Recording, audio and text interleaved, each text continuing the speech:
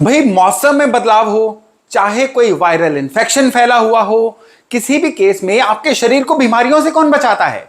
बीमारियों से बचाती है आपकी इम्यूनिटी, आपकी प्रतिरोधक क्षमता। यही इम्यूनिटी जो है ना, ये इंसान को बीमार होने के बाद भी जल्दी रिकवर करने में मदद करती है। ये इम्यूनिटी जब आपकी जन्म कुंडली में, आपके बर्थ चार्ट में आ जाती है ना, तो ये आपको बचाती है ग्रहों के अनचाहे बदलाव से। ग्रह तो चलते रहते हैं, कई बार ये ग्रह जो हैं कुछ इस तरह का बदलाव लेते हैं जो आपके चलते चलते कामों को रोक देता है। कुछ दशा ऐसी बदलती है कि एकदम से मुसीबतें एक तरफ से नहीं, चारों तरफ से आनी शुरू हो जाती हैं। इंसान को सूझता ही नहीं है करे तो क्या करे।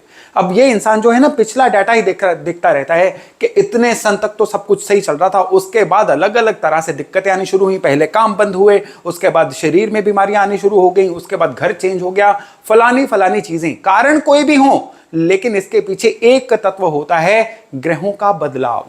और अगर आपके बर्थ चार्ट में इम्यूनिटी सही रहेगी ना, ये बदलाव के जो खराब बदलाव है ना, ये आपको कभी तकलीफ नहीं दे सकते। टेम्परेरीली आपको कोई ना कोई रेजिस्टेंस आएगी, लेकिन आपके बर्थ चार्ट की इम्यूनिटी सही होने की वजह से आप उस तकलीफ से बड़ी जल्दी उबर भी पाओगे। और अगर आपके जीवन में कुछ आगे बढ़ने के प्लान हैं, आप उनको भी बहुत अच्छे से फॉलो करते रहोगे।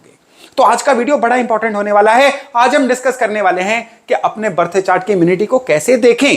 और अगर आपको लगता है कि आपके बर्थ चार्ट की इम्यूनिटी कमजोर है, यानी कोई भी मौसम के बदलाव, यानी कि ग्रहों के बदलाव आपको जल्दी परेशान कर जाते हैं, आपका ढैया चला है, दिक्कतें आनी शुरू हो गई, आपकी साढ़े सती चली है तो जीवन में बहुत सारी ब्लॉकेजेस आनी शुरू हो गई, आपकी शनि राहु केतु की कोई दशा चली है या अंतरदशा भी आई है, आपके जीवन में दिक्कतें आनी शुरू हो गई, तो किस तरह से आप केवल इम्यूनिटी बढ़ा के उन सारी चीजों से पार पा सकते हो। नमस्ते, मेरा नाम है योगेश शर्मा। स्वागत है आपका happy life with Yogesh Sharma में। और दोस्तों, इस इम्यूनिटी वाली वीडियो में आगे बढ़ने से पहले विनम्र निवेदन कि अगर अभी तक आपने अपने इस चैनल को सब्सक्राइब नहीं किया है तो कृपया सब्सक्राइब करिएगा और बेल बटन दबाना ना भूलिएगा। तो चलिए आज के विषय पे वापस आते हैं कि आपके बर्थ चार्ट की जो इम्यूनिटी है, इसको कैसे देखा जाए, इसको कैसे स्ट्रॉन्ग किया जाए। भाई इम्यूनिटी में ना तीन तत्व बड़े मुख्य तत्व हैं। उन तीनों तत्वों में सबसे पहला तत्व है आपके बर्थ चार्ट के लग्न। लग्न होता है बर्थ चार्ट का जो फर्स्ट हाउस होता है, वो आपके बर्थ चार्ट में जो फर्स्ट हाउस है ना, लग्न, ये बहुत स्ट्रांग होने चाहिए। इसके लॉर्ड स्ट्रांग होने चाहिए, लग्न खुद स्ट्रांग होने चाहिए। किस तरह से देखें, आपके जो लग्न हैं ये स्ट्रांग होंगे अगर इसके राशि लॉर्ड का कोई दुश्मन यहां पे नहीं बैठा होगा, अगर इसके ऊपर बहुत सारे खराब ग्रह जो हैं दृष्टि नहीं दे रहे होंगे, और स्पेशली इसके जो मालिक मकान है ना, यानी लग्न लॉर्ड, ये भी कुंडली में कंफर्टेबल होके बैठे होंगे। ये जो फैक्टर है ना, ये आपके लग्न को बहुत स्ट्रांग बनाते हैं। पर अब क्या किया जाए अगर ऐसा नहीं है, क्योंकि ये तो हमारे कंट्रोल में नहीं है। हम जब पैदा हुए, ये मोमेंट हम चूज नहीं करते हैं, ये डेस्टिनी चूज करती है। तो उस केस में हमें लग्न कैसा मिला, ये चॉइस हमारे पास नहीं है, लेकिन हमारे पास इस लग्न को स्ट्रांग करने की चॉइस हमेशा रहती है। आप देखिए कि जब भी ग्रहों में कोई बड़ा राशि परिवर्तन आता है, क्या आप जीवन में अलग अलग तरह से समस्याओं में घिरना शुरू हो जाते हैं। इसको देखने का तरीका क्या है कि आप चंद्रमा की कला को देखिए। जब भी चंद्रमा जो हैं ये अमावस से पूर्णिमा की तरफ जाते हैं या पूर्णिमा से अमावस की तरफ जाते हैं, तो ये आपके मूड स्विंग को किस तरह से कंट्रोल करता है। केवल इसी से आपको पता चल जाएगा कि आपके बर्थ चार्ट की इम्यूनिटी कैसी है।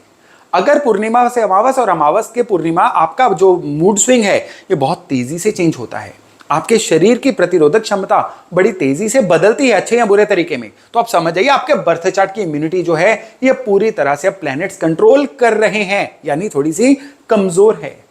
अब लग्न को स्ट्रांग कैसे किया जाए?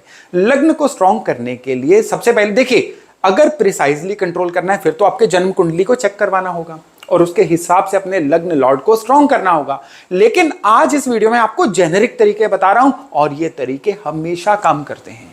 इसमें सबसे पहले तो आप देखिए कि आपके लग्न लॉर्ड हैं कौन से ग्रह। मेष राशि होती है मंगल की राशि। अगर आपके लग्न में मेष राशि है, यानी आपके लग्न में अगर एक नंबर की संख्या लिख रखी है इस वाले हाउस में, तो आप समझ जाइएगा कि अब आपके जो लग्न लॉर्ड हैं मंगल हैं।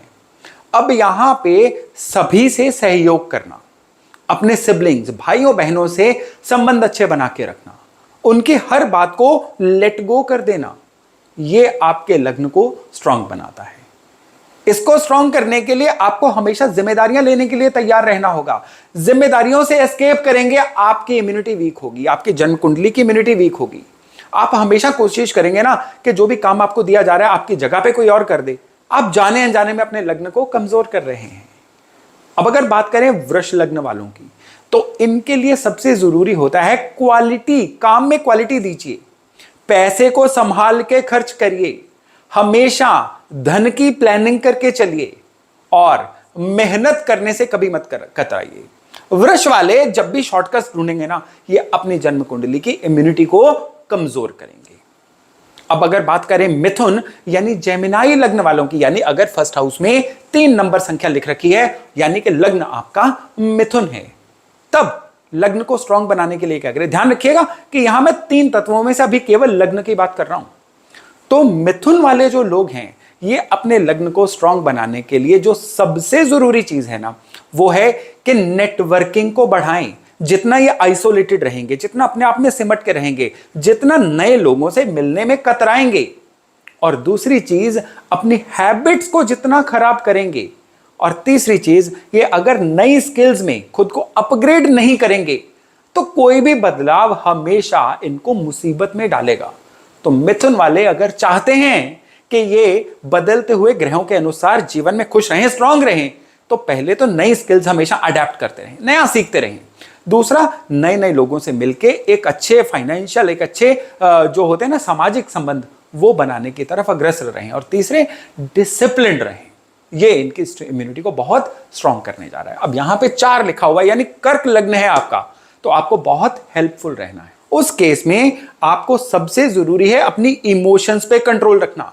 जितना इमोशनली आप डिस्टर्ब्ड रहेंगे, हर बात को माइंड करना, हर बात को दिल पे ले लेना, तो भाई आप अपने इमोशंस को खराब करके अपने बर्थ चार्ट की इम्यूनिटी को खराब कर रहे हो। तो आपके लिए यह मंत्र है कि आपको इमोशंस यानी दिल के बदले दिमाग से सोचना है। अब अगर आपका लग्न सिंह है, तो यहां पे आपके लिए बड़ा जरूरी है कि एक एटीट्यूड को त्यागिए। कौन सा एटीट्यूड? डू इट माई वे, मेरे तरीके से चलो। अगर आप ज्यादातर यही सोचते रहेंगे ना, तो यकीन मानिए अब आपका लग्न कमजोर होगा। आप सोसाइटी से कटे कटे भी रहोगे, और जब भी ग्रह चेंज होंगे ना, तो ये सबसे पहले आपको मुसीबतों में डालेंगे, सबसे पहले आपको मुसीबतों में डालेंगे। लोगों से मिलके रहिए, सामने वाला भी आपको कुछ सिखा सकता है, इस बात को मान के चलिए। जितना कहते हैं ना, उतना सुनना भी शुरू करिए, फिर देखिएगा कि किस तरह से आपका लग्न स्ट्रांग होता है। फिर दृष्टियां चाहे जैसी भी हो, आपके लग्नेश की पोजीशन जैसी भी हो।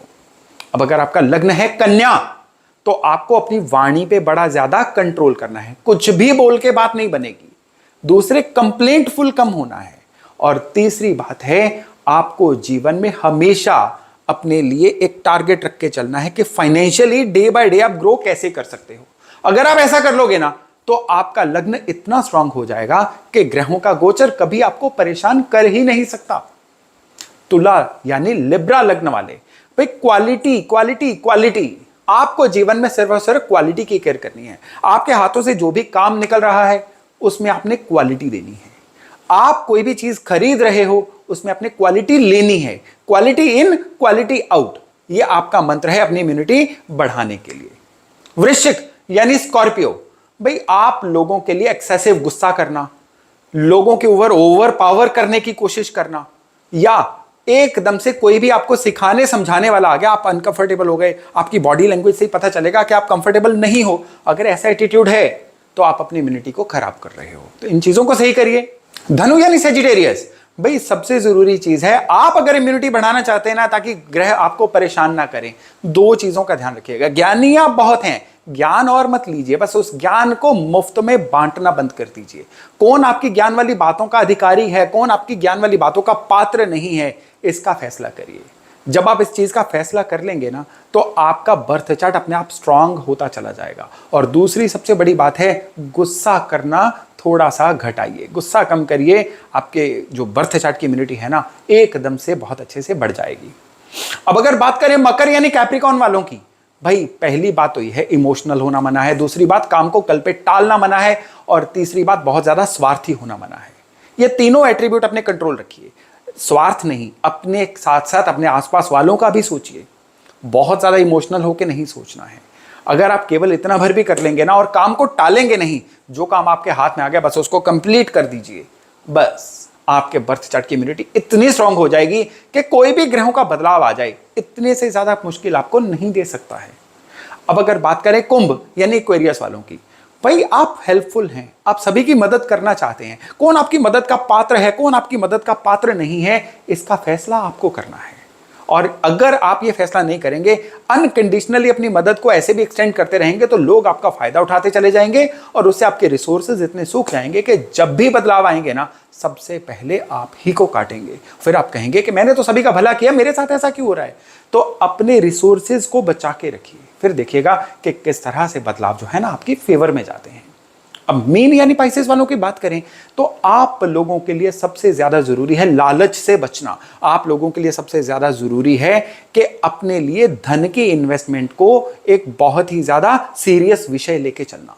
अगर आप जीवन में इस प्लानिंग से चलेंगे ना, तो आपके जो बर्थ चार्ट की इम्यूनिटी है ना, बहुत ही ज्यादा स्ट्रांग हो जाएगी। तो अपनी जन्म कुंडली की प्रतिरोधक क्षमता यानी इम्यूनिटी बढ़ाने के 3 तत्वों में से आपका लग्न था पहला तत्व। बाकी 2 तत्व कौन से हैं? बाकी 2 तत्व हैं सूर्य और चंद्रमा। जी हां, जिनके जन्म कुंडली में सूर्य और चंद्रमा बलवान रहते हैं, अच्छे रहते हैं ना, सारे राजयोग उनके फलीभूत होते हैं। और जिनके सूर्य चंद्रमा कमजोर होते हैं ना, जितने मर्जी राजयोग आ जाएं, वो 10% से ज्यादा कभी फल नहीं दे पाते हैं। फिर आप कहते हैं हमारी जन्म कुंडली में तो गजकेसरी योग है, बुधादित्य योग है, फलाना योग है, ये वाला योग है, लेकिन हमें तो उसके फल ही नहीं मिल रहे। भाई आपने सूरज चंद्रमा तो चेक ही नहीं किए थे। सूरज चंद्रमा कमजोर होने से जब भी ग्रहों के परिवर्तन आएंगे ना, खराब वाले परिवर्तन, सबसे पहले आप ही को पकड़ेंगे। तो सूरज को स्ट्रांग करने के लिए सबसे पहले आपने क्या करना है, लेकिन उससे पहले जांच लीजिए आपके सूरज खराब हैं कि सही हैं। अगर आपके अंदर सेल्फ रिस्पेक्ट है तो आपके सूरज अच्छे हैं, लेकिन अगर आपकी सेल्फ रिस्पेक्ट बढ़ते बढ़ते बढ़ते बढ़ते एरोगेंस, ईगो बन चुकी है, अब आप तो नहीं कहेंगे कि आप इगोइस्टिक हैं, आप तो नहीं कहेंगे आप एरोगेंट हैं, ये तो आपके आसपास वाले लोग जो हैं वो आपके बारे में ये वाली फीडबैक देंगे। फीडबैक लीजिए। अगर ज्यादातर लोग आपको एरोगेंट समझते हैं तो समझ जाइएगा कहीं ना कहीं सूरज आउट ऑफ कंट्रोल हो रहे हैं। या अगर आपके अंदर कॉन्फिडेंस की कमी है, आप चाह के भी अपने आप को एक्सप्रेस नहीं कर पाते हैं, या आपको यथा योग्य इज्जत ही नहीं मिलती है, समाज में आपकी पहचान ही नहीं होती, आपके एग्जिस्टेंस मानिए ना हुए के बराबर है, तो भी आपके सूर्य कमजोर हैं, तो ये एक खतरनाक सिग्नल है। यह सिग्नल आपको इम्यूनिटी को बड़ा वीक करता है।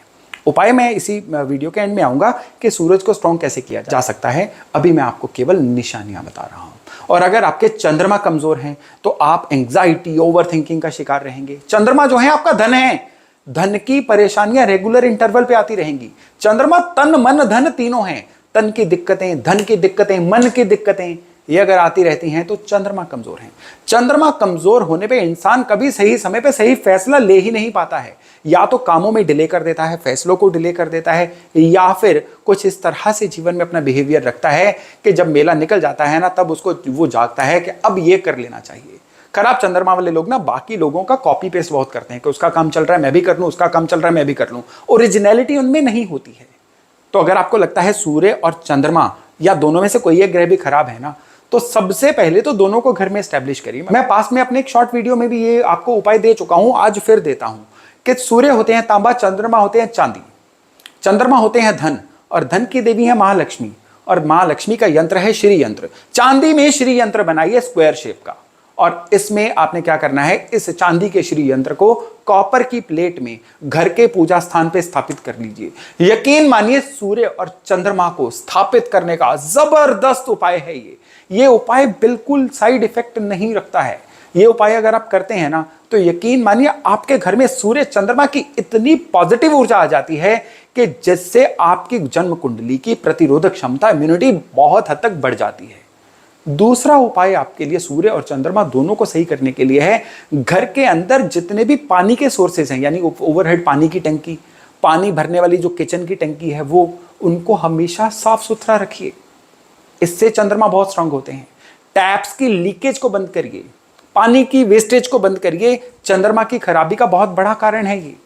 और सूरज को सही करने के लिए घर के अंदर जो है सूर्य की रोशनी जिधर भी आपकी फेसिंग है, डजंट मैटर, जहां भी सूरज की रोशनी का प्रबंध हो सके वो जरूर करिए। और विशेष तौर पे सूरज को सही करने का सबसे बढ़िया तरीका है, जीवन को प्लान करिए। दिन काटिए मत, दिन को बिताइए, अपने कंट्रोल में लीजिए अपने दिन को। जब आप समय को कंट्रोल करना शुरू कर देते हैं ना, आपके जन्म कुंडली के सूर्य सही होने शुरू हो जाते हैं। ये आपको उपाय रत्ती भर लग रहे होंगे, लेकिन आपको पता ही नहीं है कि ये उपाय कितना गहरा असर देने वाले हैं, क्योंकि ये उपाय जो है ना आपकी जन्म कुंडली की इम्यूनिटी को सही करने वाले हैं। तो दोस्तों, आप अपने लग्न को सही करिए, सूर्य को सही करिए, चंद्रमा को सही करिए। मैं आपसे वायदा करता हूं, आपसे प्रॉमिस करता हूं कि इसके बाद आपके जीवन में अचानक से आने वाली दिक्कतों में बहुत हद तक कमी आ जाएगी। तो चलिए, आज का वीडियो, आज की नॉलेज शेयरिंग थी यहीं तक। बहुत जल्द मिल रहे हैं हम नए वीडियो, नए टॉपिक के साथ। अपना खूब ध्यान रखिएगा। नमस्ते।